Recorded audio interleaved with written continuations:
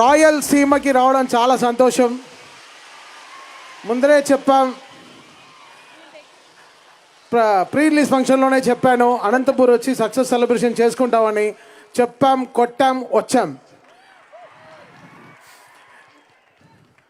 నాకు every cinema ఒక 10th exam లాగా బాలయ్య గారికి ఎలా చేయడం అంటే, నాకు మాత్రం కాదు, అంటే నేను ఓన్ చేసుకోవడం కాదు, నా డైరెక్టర్స్ కూడా అంతే ప్రేమిస్తున్నారు.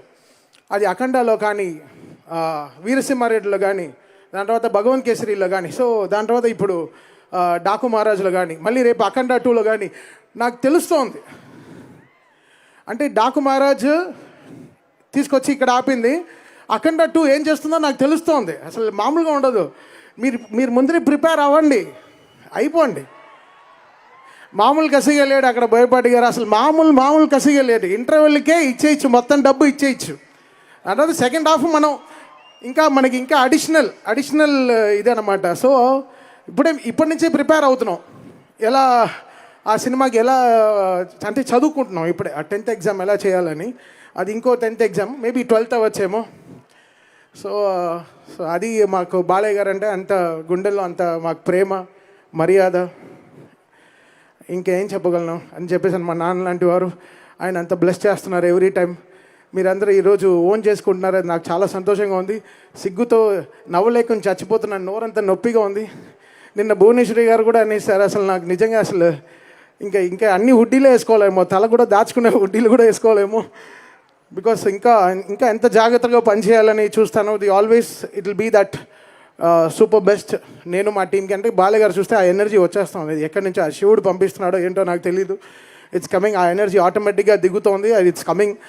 అది స్పీకర్లు పేలుతున్నాయి, పేలుతున్నాయి, అది నాకు అర్థం కావట్లేదు. సో అది కూడా జరుగుతుంది. ఈరోజు ఆ క్యూట్గా వాడు కూడా స్పీకర్, చాలు బ్రో ఇంకేం పేలదు, పట్టుకోవద్దు, నువ్వు ఏం పడదు. పాపం 1 అవర్గా ఆ స్పీకర్ పట్టుకునే నుంచున్నాడు, పడదులే, చూడు ఇంకా పట్టుకుంటున్నాడు, వదిలేరా రే. అక్కడ అది ఫోటో తీసి ఇప్పుడు బాబీ ట్వీట్ కూడా పెట్టాడు.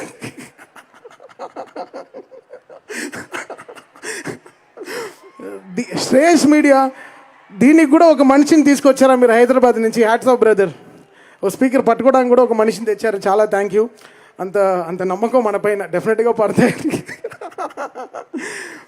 సో ఇప్పుడు ఈ మనిషి వెనకాల ఒక మ్యూజికల్ జర్నీ కూడా ఉంది. ఏ పాట అయినా తనకి విజిల్లో రాపోతే ఆ పాట ట్యూన్ ఓకే చేయడు, తను విజిల్లో పాడుకోవాలి. అది ఏ పాట అయినా సరే అది విజిల్లో పాడుకుని వెళ్తాడు. ఆ విజిల్లో అతను పాడాడంటే ఆహో డైరెక్టర్ ఓకే చెప్పేశాడు. ఇప్పుడు ఆ డైరెక్టర్ బాబీని పైనకి పిలుస్తున్నాను, బాబీ పైకి రా, చిన్ని సాంగ్ విజిల్లో వాయిస్తానన్నా అని అసలు 1 monthగా నన్ను చంపేస్తున్నాడు. రా ఒకసారి నేను పియానో వాయిస్తాను.